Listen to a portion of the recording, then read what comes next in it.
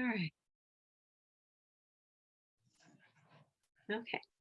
And maybe what I'll do is I'll record that opening and post it on our page so that you guys have it as a little practice. But welcome everybody. Today is November 1st, 2022. It is 5:42 Pacific time, 7:42 Central Time, and just excited to come back together again.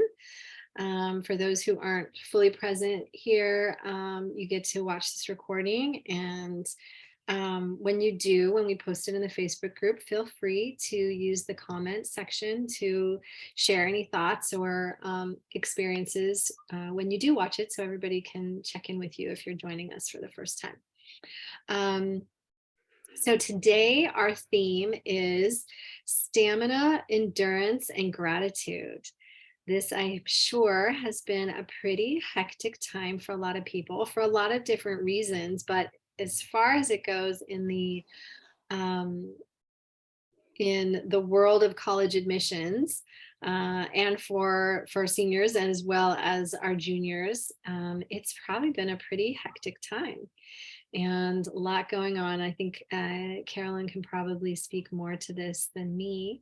But we know that as we're kind of, the school year is in full swing. We're not in like, we just started mode. We're in like full swing, and sports are sports, and for those of us who have dancers are like beginning their competition season and beginning nutcracker season, and our athletes are busy, and just school is we're kind of in the middle of the semester. I think we're just kids are having to really buckle down and make sure that they're getting things done. And it can feel exhausting, right? And as the time starts to change, and that's one little thing I'll probably make a video about, our cycles and seasons. I have a whole talk that I do on cycles and seasons, and it's, we're winding into the fall. We're deep in the fall now, and we're getting closer to winter, and our bodies want us to slow down, but everything in the world is asking us to speed up. And so we can have this dissonance, or this like feeling of being pulled in two different directions, where we want to cozy in, and we're being asked in this time to start to rev up towards the holidays and towards completing schoolwork and things like that. So I'm going to hand it off to Carolyn to talk a little bit about what she's seeing in the admissions process and where you guys are at with that. And oh, there's Kelly. Hey. There she is. Hey. Hi, Miss Kelly. Hi, Kelly. How are you? Maybe we should do some introductions. Yeah. We start talking. Yeah, let's do that now that we've got Kelly here with us. Yeah. We just did a whole like exercise to get grounded and breathing and get present. But welcome, Miss Kelly. We'll go around and just introduce ourselves so that you can know who we are, because a couple our other parents were here last month, and so you'll want to get to know them, and they'll want to get to know you. So Kelly already knows me pretty well. We were roommates in college. Oh, wow. And so we know each other. But maybe Carolyn, you can introduce yourself so Kelly knows. Sure. So hi, Kelly. So happy to have you here with us. Yeah, it's awesome that you're here. I'm Carolyn Kaplan. I'm a college admissions consultant. I help kids apply to college, basically, is what I do. I do it both privately, and I have a bunch of college access work that I do as well. And excuse me, my intent when I'm working with my students is to help them go through their college admissions experience with a lot of intention and very mindfully paying attention to what they're learning about themselves, what they want to share about themselves, how to figure out where they want to be in college, what they're looking for, and what's important to them that they want to share to colleges. And so we do a lot of like self-investigation in the process and thinking about who they want to be. And then I also help them a lot with organizational skills and creating a system for how to apply to college. And so I work with mostly seniors. Most of my students are seniors, but I do take a handful of sophomores and juniors, and I limit that because I need to be able to focus on my seniors. So I have a very small group of sophomores and juniors, and then I expand it as they become seniors and take a larger group of seniors. When I say larger, it's about 15. And that's kind of the basics of me. I live in Houston. I'm a mom and have 3 kids who are all graduated and off and living on their own. And yeah, so that's who I am. So do you have a daughter or son, and are they a senior, junior? Yes, I have 3 girls. My oldest is a senior right now. Oh, great. So we're kind of going through the admissions process, but she's a, a athlete, Okay. and they're doing things a lot different than I'm used to, because I mean, I'm sure this is how it still works, is you apply to the college and then you get accepted. Mhm. Where they're making her offers, like come to our college, and we'll give you a free ride or something. So it's Nice. really kind of backwards than from what I'm used to. So I'm telling her, no, we have to do the FAFSA. We need to do admissions. And she's like, no, they already said, if I go there, then I'm in. So I'm like, I don't know if that's how it really works. Okay. I do know some consultants who specialize in athletics. If you want the names of people just to get in touch with and talk to, I do not. Okay. I send athletes on to other people, Yeah. but I do have a list of people that I send out. So if you want, you can just email me and I'll be able to share that with Okay. you. If you want to talk, maybe just talk to somebody yourself just to verify. Right. Well, I mean, when we go on the visits, we meet with admissions, and I'm like, okay, is this how it is? And they're like, oh, yeah, yeah. So I'm like, But she doesn't actually have okay. to fill out an application. She will, but not yet. Interesting. So the athletes that I work with who then also work with another athletic consultant, like I do the admissions side with them, and they're definitely filling out applications and writing their essays, but maybe they're not to the level she is or something. I don't know. Yeah, I don't know. They're like, here, if she has to accept the scholarship, and then we go on, and then they like walk us through everything. Wow. Okay. Yeah. But her Everything I've ever done. her SATs and her ACTs and the like GPA, everything's lower than a regular person going in. So again, it's new to me because I'm like, that's not how it works. Like Yeah. you Interesting. you send out 10 and hope one accepts you. And she's like, no, mom, that's not what they're telling me. So Interesting. again, when I meet with the admissions, they're like, oh yeah, that's how we do it. So I'm like, this is weird. Okay. So when she finally figures out what school she's going to go to, then I'll figure it out. But I have told her, can you at least look up 5 colleges you want to go to, and like, let's look at the applications and pretend we're really a normal person applying, because this just doesn't sound right. I'd be getting a little nervous too without knowing anything. But Yeah. as I can imagine. Yeah. It's a little Yeah. disconcerting. So, but Yeah. All right. Well, I'm glad you're here. You'll be able to give us some interesting perspective. yeah. I'm playing musical rooms because it sounds like everybody's doing something. So I got to find somewhere I could be quiet and hear you. Where do you live, Kelly? Are you in California also? I'm in California. Yeah, I'm in Camarillo. Okay. So I'm only 3 hours away from Amy. Okay. All right. Welcome, Kelly. We're glad you're here. Thank you for reminding me. I've reminded you a few times. It's all good. All right. Miss Susie, you want to introduce yourself? Sure. I am Susie, and I am I'm a daughter. You are done.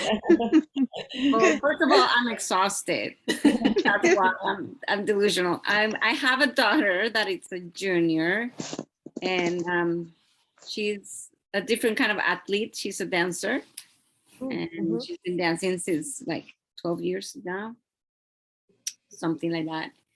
And I have two more kids that already went through, well, one went through college, he's doing a PhD now, and the other one joined the army, so she's still doing her studies and Oh. things like that, but I didn't have to go through these college. Well, we did, but yeah. Anyway, so I'm on my third, and I'm still lost. So yeah, and I am here in California, very close to Amy. Ah. Yeah. Yeah. All right. Hi, Jump in. my name is Tosin. I am also in California. I have a daughter in 11th grade. She's not she's a semi-athlete. She runs track, but she's more of a musical kind of girl. Yeah, one daughter. I have two kids, but one's 12 and my 16-year-old is my first one. So yeah. Your daughter's also very, your daughter's also very academic, right? Yes, Like yes, super she is. academically oriented. Yeah. Yeah, she is. Mhm. Yeah, actually, all the kids on this call are very academically focused. Not just, they're pretty balanced, I think, with both academics and Yeah, mine is very, like, yeah. sports. sometimes I feel like she puts so much pressure on herself, and because not only they're busy doing their dancing hours and hours through the week, they are acing their schooling, Mm. overachiever. Well, I feel like a loser mom because I let mine ditch school today. So It was senior ditch day. it was the unofficial senior ditch day. It was, The I day know, I after heard something Halloween. about it. I think I heard something about it. Fabrook did that Yeah. too. So because I guess there's like the ditch day that the school knows about, and if you ditch, they won't let you walk through ceremonies. So this is the unofficial ditch day. Interesting. Whoa. Yeah. Oh goodness. Yeah. Well, And I was like, I don't care. And then I let the twins stay home from school too. I'm just like, I don't care. I'm home too. So let's everybody stay home and hang out too. Yeah. Sometimes I need breaks. Sometimes I need mental break. yeah. I did. All days are important. Yeah, I'm a big fan of, I give my kids, they're allowed each semester one mental health day that they can like, okay, today's Cash the day, cash it in. Because I don't, I don't want every week for there to be like, I need a mental health day. Because if we're Yeah, getting to there, then we need to reevaluate what's happening. But I allow them to have one mental health day a semester so that they can just, what that feels like to really prioritize themselves, and that they know that that's okay. I don't think there's anything wrong with that. That doesn't make you a bad mom. No, it makes you a good mom. It makes you a good mom. So, well, good. Well, I'm so glad you're all here. So, Carolyn, why don't you keep going with the conversation around stamina, endurance, and Okay. So, I mean, it doesn't sound like we really have any seniors going through the admissions process here with us right now, but in case anybody's watching in the future, if you've just come out of what I call Sectober, which is trying to get the applications ready for early admissions, early decision, early action. The deadline was today. I try to have most of my students completed by October 15th, I would say. About a third of them did that. A third were probably finished by this past weekend. And then I still had a handful today running up until the deadlines trying to get finished. And it's just a lot because in order to be ready for early applications with this November 1st deadline, you have to have, all of your essays written. You have to be highly organized and have everything planned out. You have to have your personal statement organized. But even before that, you have to have thought about where you want to go to college and what you want out of college. So you've got to do that. Then you've got to get organized, and you've got to think about all the essays, and you have to complete your resume, and you have to get all your activities section done. And you have to talk to your teachers about your letters of recommendation, and you have to talk to your counselor at the high school. And there's just so much that has to be done. And The kids have to constantly be working. Like, honestly, they cannot get their early action applications in if they're not working regularly through it. And so it's just a very tough month and exhausting for those kids. So for the seniors, that's where we are. Hopefully, for those of you, if you're seniors out here watching this, you will have completed that. And then you can kind of relax as you think about your regular decision applications, because you have done the bulk of the work. So now it's just thinking about and organizing where you want to apply early decision, and then organizing those essays and reusing essays as needed. So it's a time to kind of take a breath and relax. For juniors right now, it's a whole lot of stamina and persistence is needed to get through your classes, because I think juniors feel so much pressure about their grades junior year, and keeping up their grades. And I'm sure they're taking the most difficult courses they can balance, and those courses can be really hard, junior year courses. AP, IB, dual credit, whatever it is they're doing, honors classes, wherever they are. And in some schools, if they don't offer that, then just regular classes are incredibly hard, and even in most schools. So just trying to keep up with it all can, I think, be overwhelming. And it's so important for them to do a few things at once, which means keep up their grades, because their junior grades are probably the most important part of their application, while balancing their mental health, while balancing their extracurriculars, while balancing time with their families, while balancing taking, like, as we talked about last time, this like platform of taking care of self, family, school, friends, community. It's the same thing. They've got to kind of keep prioritizing what's important, at the same time understanding that their grades are really important for college admissions. And if they're interested in applying to college, and especially selective colleges of any kind, they do have to keep up their grades. So that's all part of it, plus whatever leadership they have. So it is a big time of endurance for everybody, and stamina, no matter where they are in the process, juniors and seniors and Can I sophomores. ask a question? Sure. When you say early decision, is it just one school that you apply to or several? Yeah, no, that's a great question. So early decision means one school. So if you apply to one school, and that's where you say you want to go, and if you're admitted early decision, your parents have signed a letter, you have signed a letter, and your college counselor at your high school has signed a letter saying that you will attend that school if you're admitted.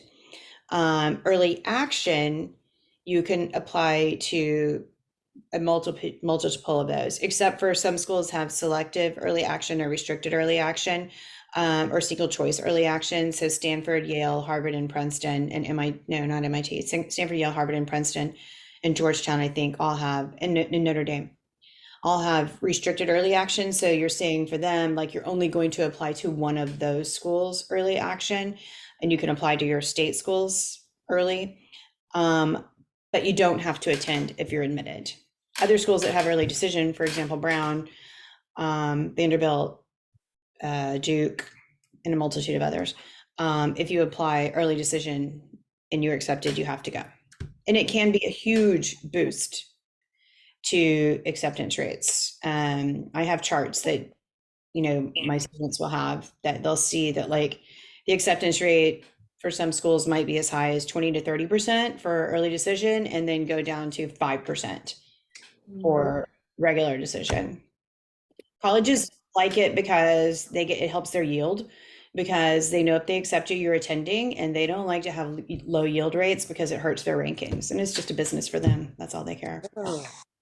Got So it. does that mean that, do you have a greater chance of getting in if you Yeah, do early decision, absolutely.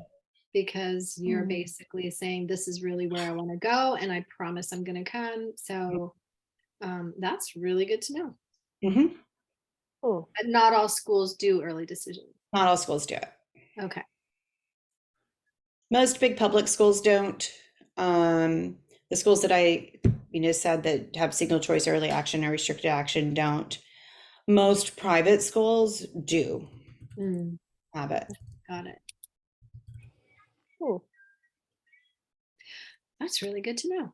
I have lots of charts with that kind of information. I'll try to remember to put one in the Facebook group for y'all to look at. For last year's, you can see the difference between early decision last year. Let me tell myself a note. The early decision rates and the regular decision rates. And I'll put that in the Facebook group. Cool. Good question. Great question. Yeah, and always feel free to stop me with questions like that, like if I'm using jargon that doesn't make sense to you, because I use it every day, all day long. I'm not quite sure where familiarity is and isn't. So 7 different Allen wrenches.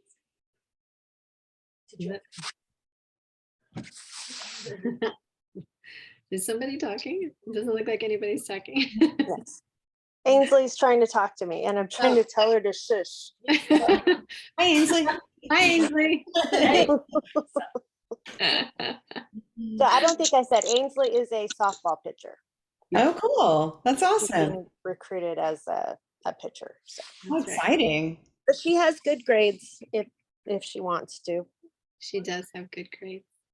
That's Sometimes exciting. she's lazy. Ask them if they understand AP statistics. I would like to know that question. She's talking about AP statistics. Oh yeah, she's in Yeah, a pretty tough class right now that she's having a harder time with, for sure. So yes, AP statistics is a very hard class, and she's taking that as a senior.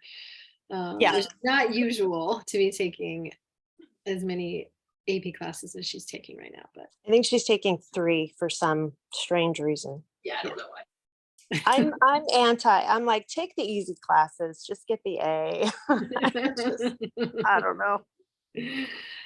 So what are you all seeing in terms of so this is when we're here, we're talking about what you may be seeing for your kid, but really what you're seeing for yourself, because as the parents, you are also in a state of having to manage a lot right now, right? So we also need endurance and stamina, and we throw in gratitude this month because it is Thanksgiving, but sometimes when we're in the state of pushing, and I like to delineate that when we talk about stamina and endurance, those are things that we need.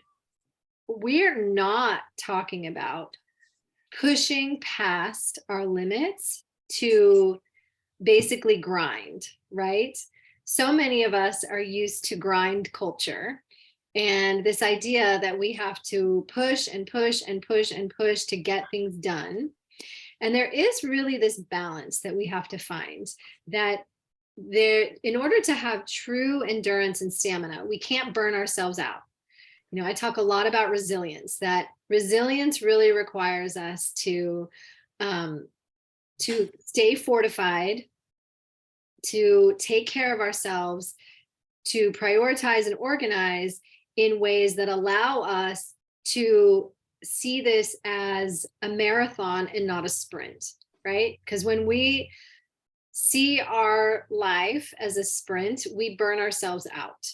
So in order to have endurance and stamina, we have to be slow and steady. We have to, know how to prioritize things, know how to take care of ourselves, know how to resource ourselves so that we can keep going. So I want to, go ahead and share what's up for you in these areas and where either it's working or not working. Go ahead, Tessin. So I think my daughter, thank you, Lord. My daughter started driving. She had her driver's license, I think about 2.5 weeks ago. Yeah. I didn't realize how much I did, how much driving I did, where I took her to.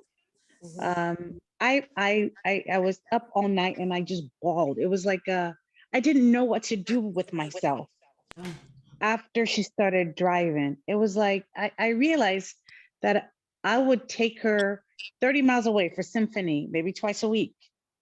I would take her, she volunteers for 4 different organizations, and I'll take her there every week. She's part of a club that she's president, so I'll take her to that every week. So I realized that I was driving so much, I didn't have time for myself. And even when I got out of work, I would do my work at home because I had to get out of work so quickly to go pick her up from school. And there was that day that I realized she has her own car and I didn't know what to do with myself. I just bawled all night. Oh, well. It was the weirdest thing. but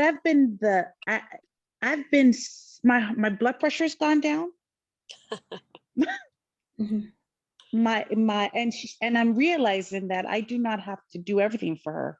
She was able to schedule, she's having to schedule her own things now. And she's realizing she's late for a lot of things. That's not my problem.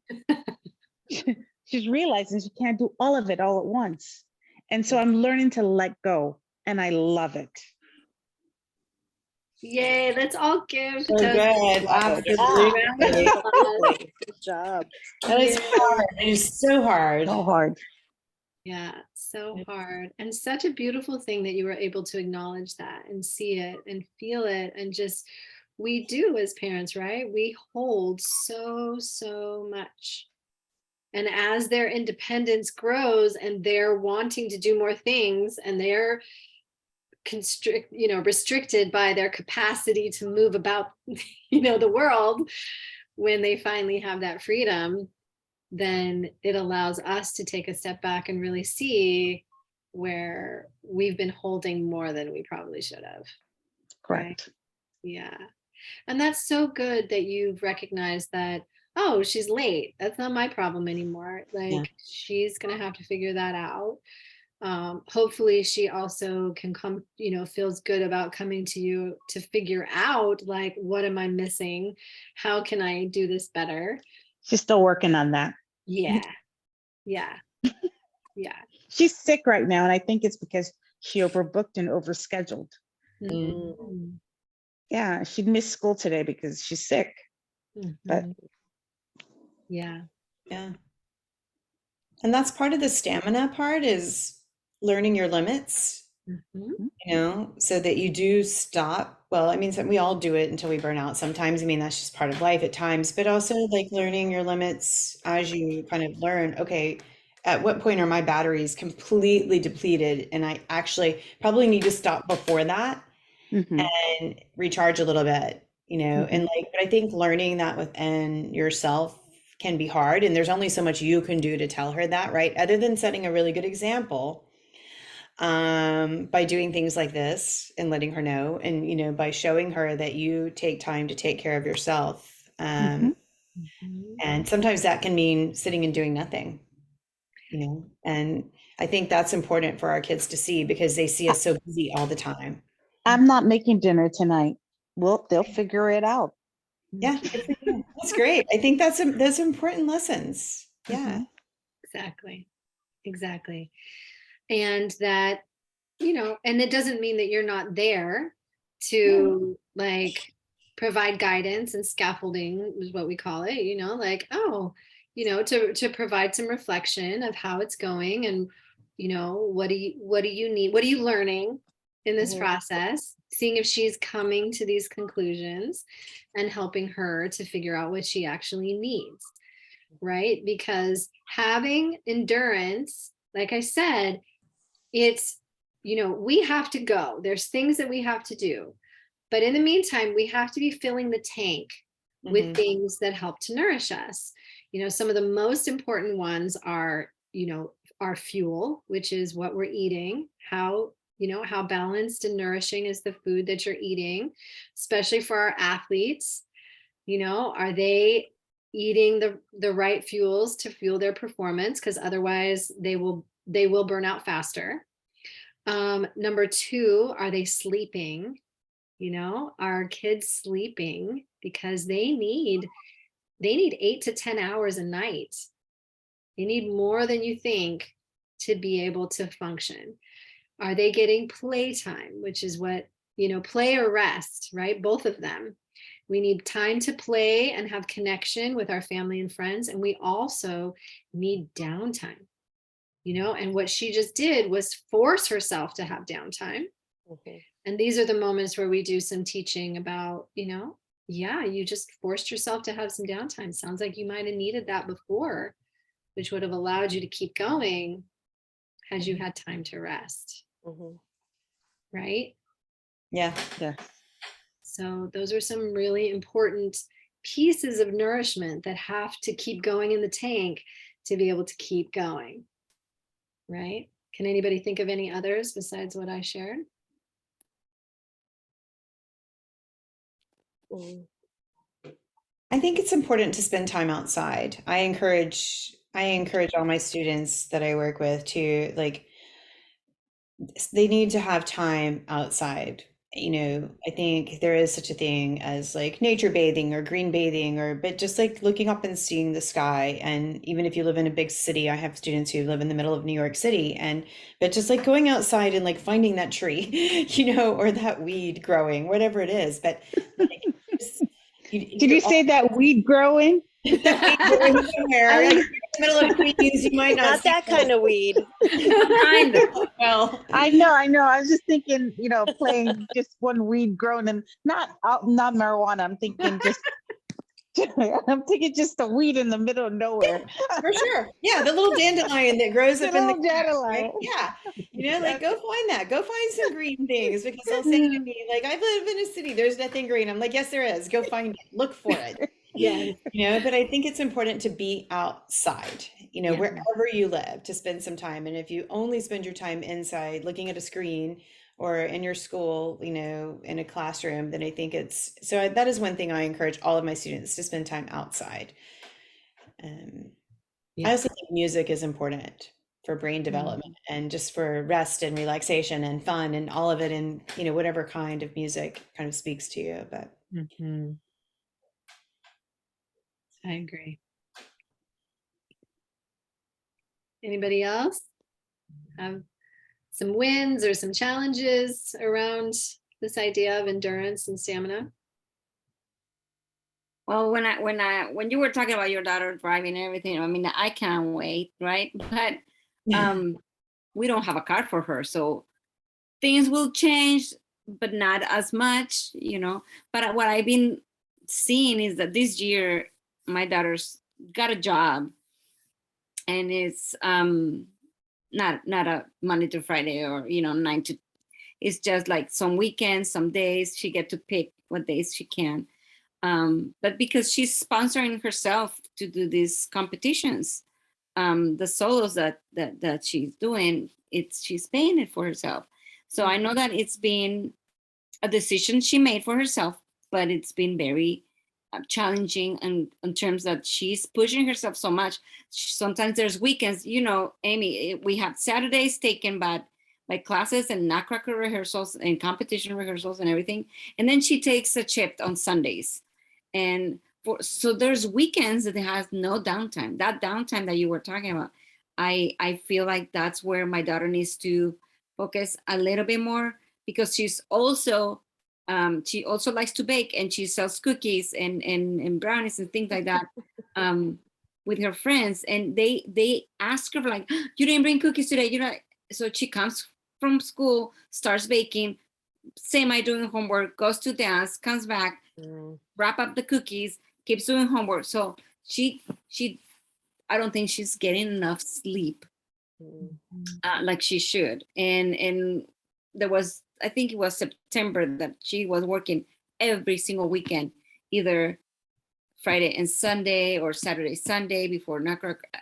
I don't know, but it was so much. And then I could see her being more snappy, more like, short fuse. And I told her, we need to prioritize your school, your dance, if you want to put dance there, and then work or otherwise. But you can't just overbook yourself, because you're becoming very annoying, Susie, how much sleep do you get?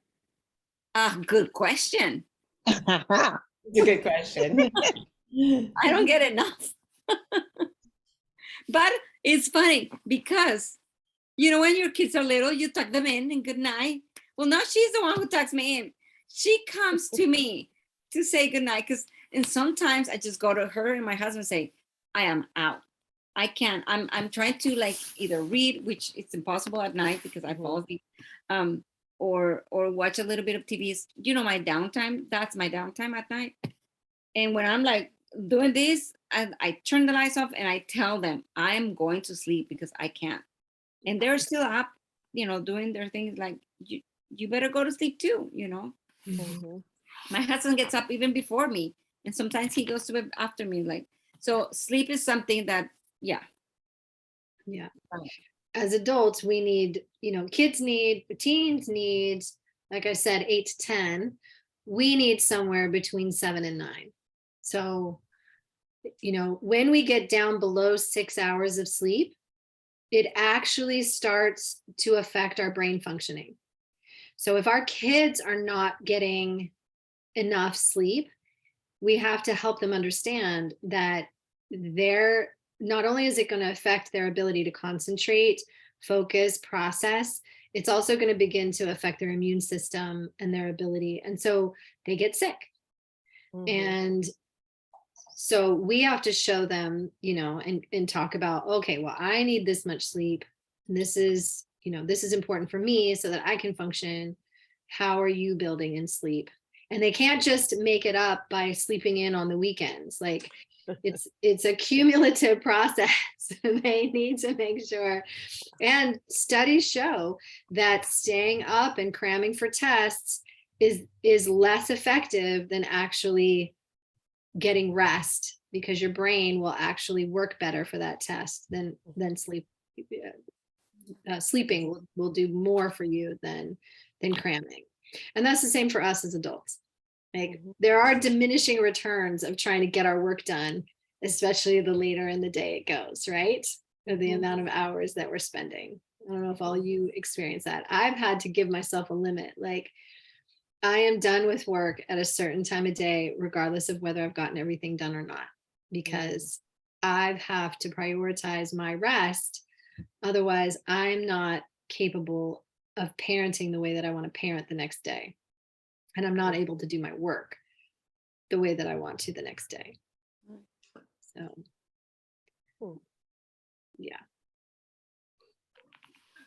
Did you guys know that the purpose of sleep, because my specialty is brain injury. I work with a lot of brain injury patients. Yeah. So it's a very, getting yourself in a great sleep hygiene. The purpose of sleep is to clean out the toxins in your brain. Yeah. And it has been known that if you don't get the allotted amount of sleep, you actually shorten your lifespan. Yep. And it's something I'm always telling my children. Good. You want to live long, you got to sleep. That is right. I don't remember. I was just hearing that. I can't remember the name of, there are certain things in the brain. Yeah. When you sleep and when you get a certain amount of sleep, they go in and like clean out all the toxins in the brain. There's like a name for it. But it has to be like a minimum of 6 hours for that to actually kick in, for you to get that, right? Yeah. Yeah. Yes. And not only that, I've learned that I lose weight in the fall, I gain weight in the summer. And the reason why is because when you don't sleep, there's an increase in cortisol. And when there's an increase in cortisol, you're more stressed, and so you eat more. Have you guys noticed that you eat more when you don't sleep? Yeah. Yes, exactly. Exactly. Absolutely. Yeah. But unfortunately, Thanksgiving and Christmas and Hanukkah, not kind to me. Well, and our bodies in the wintertime actually also want to hold on to things, because the colder it gets, our bodies actually want to protect ourselves. So it is a little harder, and you actually want a little bit more weight on in the wintertime. I live in Houston. Yeah, you don't get cold there. You don't get too I cold sport there. a winter body all year. But that is true. And also it causes more inflammation. So what happens in our body when we sleep is this, we learn about the nervous system.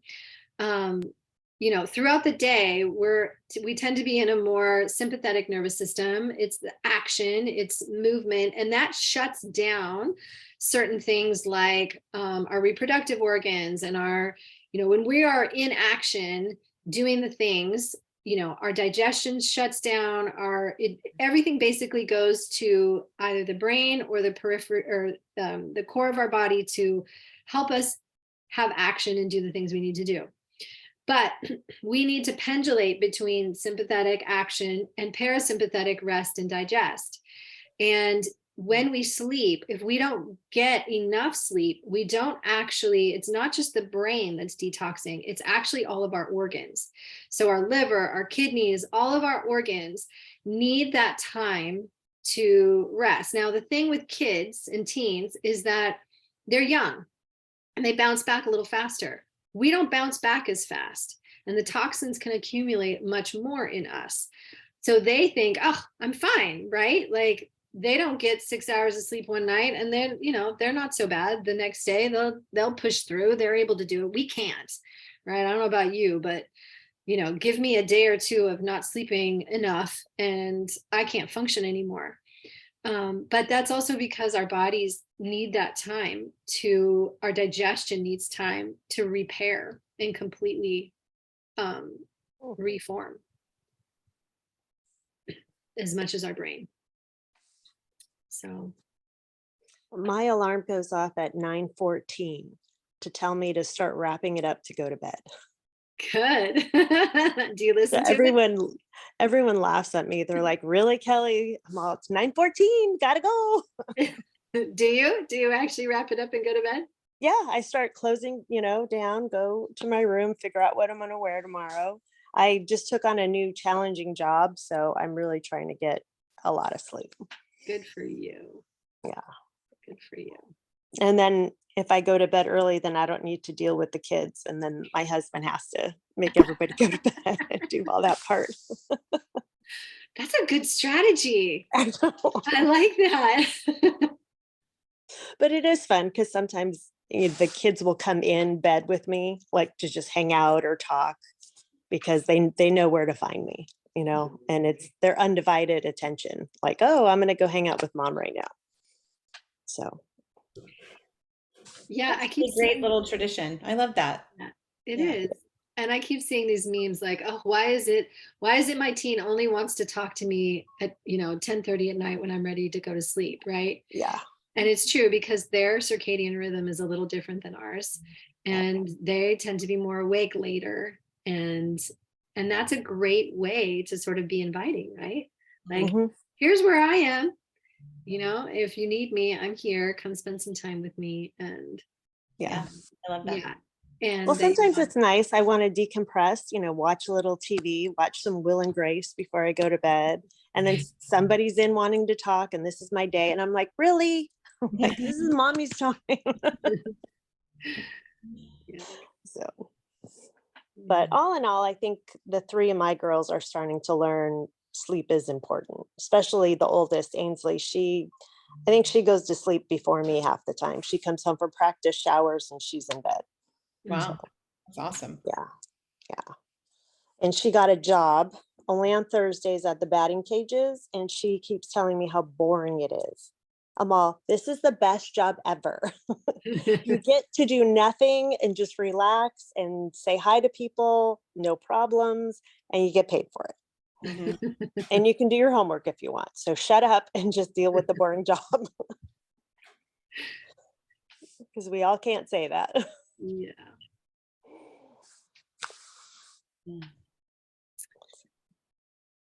So, yeah, so it sounds like we've got varying experiences of taking care of ourselves and of our kids learning the way of taking care of their own selves too.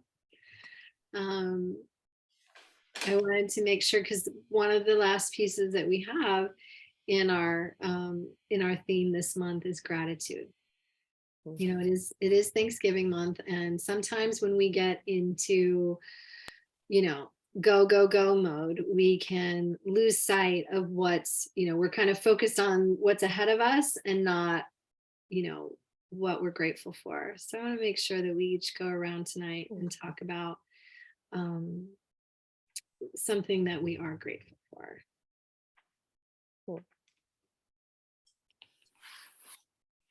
Because gratitude practices are actually,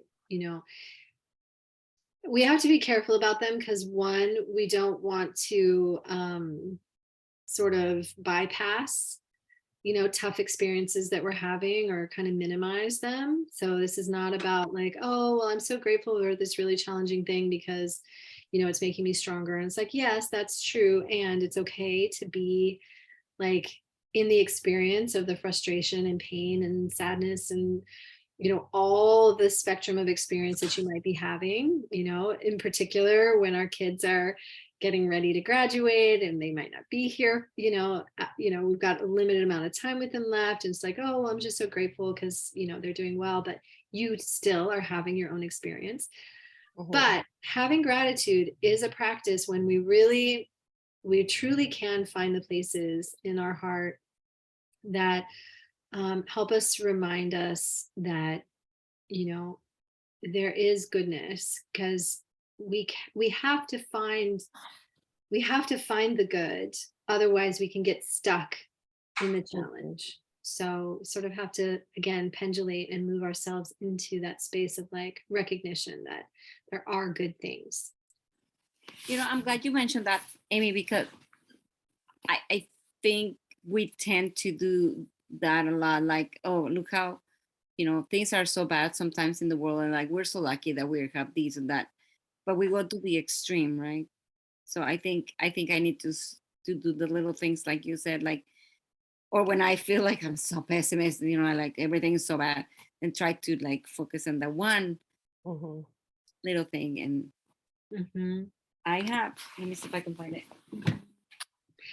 Yeah, because we can tend to, it's actually in our nervous system, This book.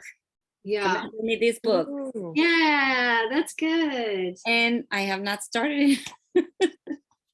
And it's Good Day Starts with Gratitude Journal. So you're supposed to write every day. I'm thankful for, and there's 3 things. Maybe I'll start working on it. Great, Susie. That's a good Just one. do it once a week. Yeah. Yeah. Well, that's Yeah. a lot of days. I'm just grateful that I can just put my feet up and just relax here. Yeah. You've made that space for yourself. That's so I fantastic. did. Everybody's sitting up but me. It's okay. You are It's allowed. okay. You are allowed to lounge here. There is no Exactly. restriction. Yeah. Exactly. Yeah. Yeah. Well, I'm grateful that how they talk about like top shelf friends and bottom shelf friends? Have you heard that phrase? Yes, I feel have. like I've kind of moved past that, and I'm finding more and more top shelf friends.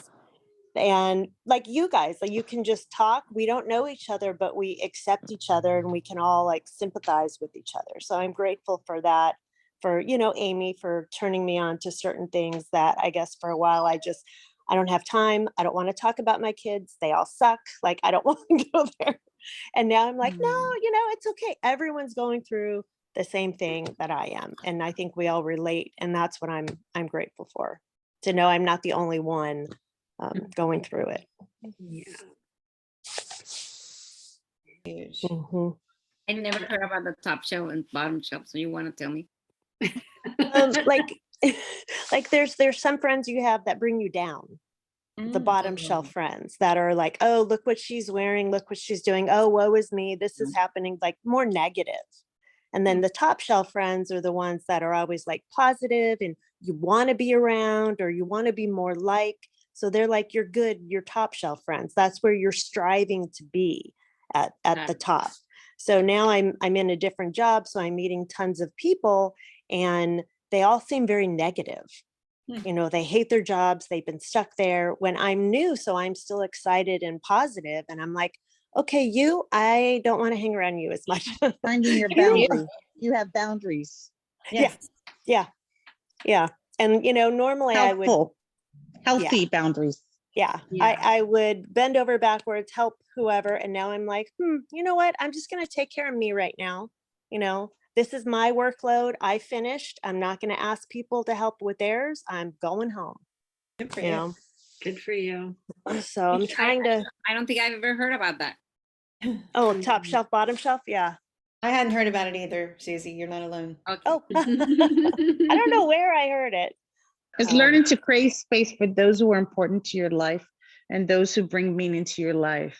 Mhm, Creating space for them and not creating space for those who bring negativity mhm. or some form of, they bring you down. Learning Yeah. to know your boundaries, Yeah. basically. Yeah. And I would add in there, like for me, it's not so much about finding people who are only positive. I'm really resonating with people who are really authentic. People who Mm. are really like, they are congruent, right? That what they are experiencing on the inside, they can talk about it, but they're not there to put it on you. They're just there to say, well, this is where I am right now. I'm having a hard day, and Mhm. I can be here with you in my hard day, but I'm not gonna like crap on you in the midst of it. Mhm. Authenticity, yes. Yeah, that they're just, they're real and authentic. And that's who I'm gravitating towards. Mhm. I'm grateful for that. And on that note, I think that's kind of very similar to what I'm super grateful for right now with my students, because I've just spent this intense month of just working literally 10 hours a day with students and pretty much 7 days a week. And every day being excited to wake up and be with them, and every student being excited to be with them. And a big part of the reason why is because of that, because we worked so hard for them to dig in and figure out who they are and their own authenticity that they want to share. And it's just so amazing to me to watch that process and watch them tap into it and figure out how they want to share it. And just being able to have this job where I can do that and watch this transformational period as they dig in and find that about themselves. And I'm just, even after this, I mean, it wasn't an easy month, I'm not going to lie, but it was always fun, always enjoyable, just exhausting. And so I'm so grateful that I've been able to kind of create this job for myself. And I couldn't do it until my kids had gone to college, honestly, because I work in the afternoons and evenings and weekends. And when I had 3 kids at home, I didn't want to be working afternoons, evenings, and weekends. I wanted to be with them. And so I've always known I wanted to do something similar to this in some way, but I had to wait until and so it's not until I've been in my 50s that I've been able to kind of like create this job that just like meshes totally perfectly with who I am and what I like to encourage in myself and others. And so I'm very grateful that I have this right now. I'm exhausted, but I'm grateful. Well, hopefully you're taking care of yourself too. Yes, I will say that, like, and I was thinking about this with you, Susie, when you were talking about your daughter. But I do every day for me, because I don't start work until like noon or 1 frequently. So I walk 3 to 5 miles every day, and I do yoga every day, and I meditate every day. Those are my priority over work, over everything.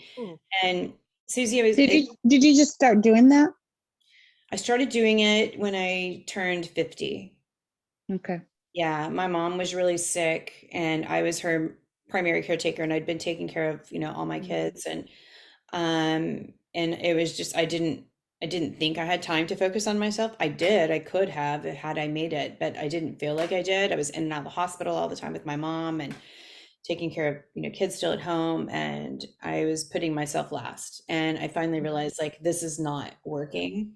I gained a lot of weight. I gained like 60 pounds in a year. And I was just unhappy, I mean, and unhappy on top of the fact that I was dealing with my mom who was dying and kids going into college. It was everything. And so that's when I kind of switched that priority over to kind of like starting walking every day and doing yoga every day and meditating every day. And that comes before everything. That comes before my husband. It comes before my kids. It comes before my work.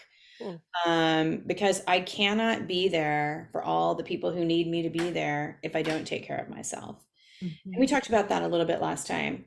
But Susie, I wanted to come back when you were talking about your daughter and saying the priorities of, you have school and you have dance and you have work.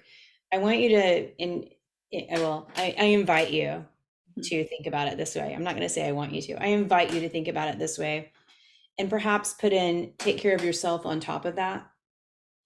In addition, on top of school work, school dance work, self-care for your daughter and you, but because I do think even when we talk to our teenagers, and I have 3 adult children, but even when I'm talking to them now, reminding them that like taking care of themselves is like the basis of everything.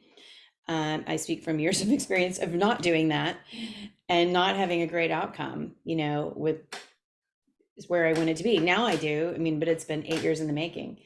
And so just kind of like I would love for my children, and I feel like as a mother, I didn't show them that. They did not see that when they were at home with me. They saw me as a teacher, a college professor who was spinning my wheels trying to work, and as a mom who tried to be the perfect mom, doing everything I needed to do, and then as a daughter trying to take care of my mom who was sick and my dad who was sick, and my parents are divorced, and so I had both of them that I was juggling, and then trying to be the perfect wife of my husband's doctor practice, and like they saw me do everything but take care of myself. And so I feel the need now to keep saying to them, like over and over and over, like, I didn't do that right. Like, don't do as I did. Like, try to learn from my mistakes, maybe. So, Right. Yeah, thank you. It's good. And one of the reasons I told her that, at that point was because I noticed that she was not resting, and it will just make it worse and worse and worse. And she was cranky, and she was, and I said, if you don't have time to finish your homework because you're baking, because you're doing this, then stop baking, stop doing this because it's not important. something's going to have to give. Yeah.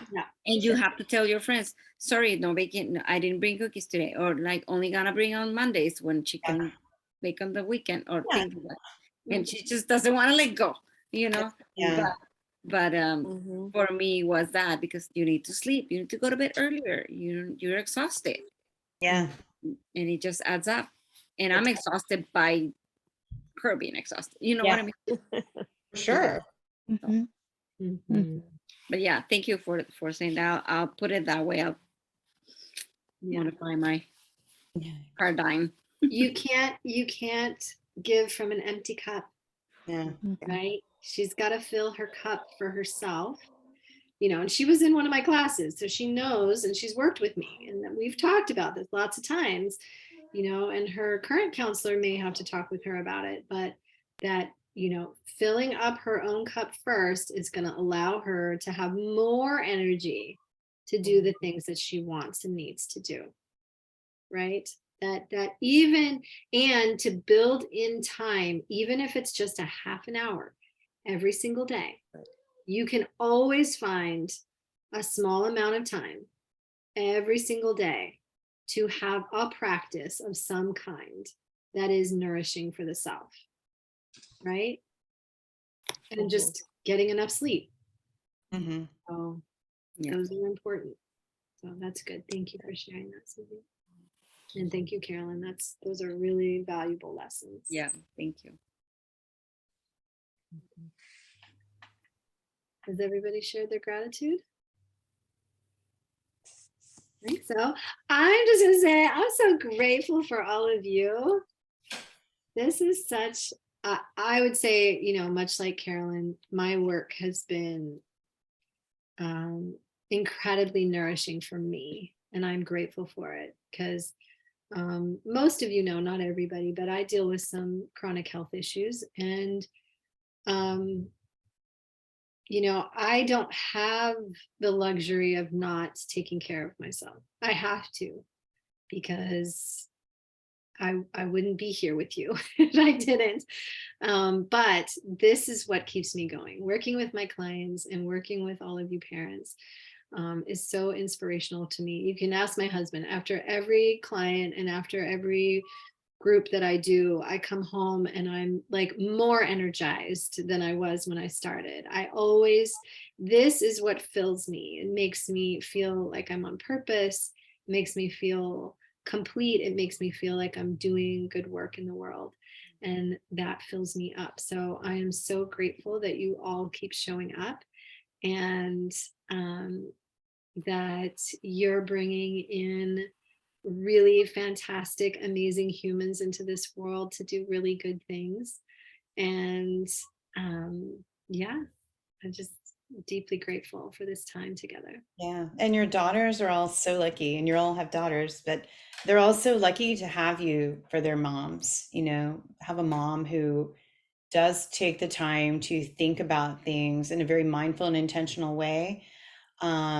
Just by being here, rather whether even it's just to have time to sit and put your feet up and like take a break and chat with some stranger friends, that's cool. Chill. To be able to do that. And they're so lucky to have moms who are willing to do that and who are taking the time for themselves and to be a more intentional parent. I think that's huge.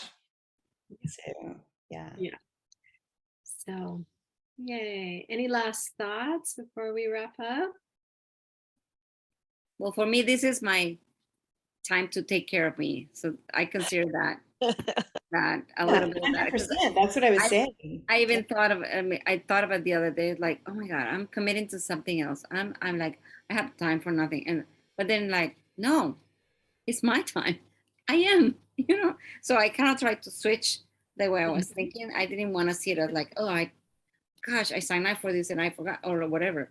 It's like, no, I want to. I did it because I want to. And it's like my time to be like here in my room.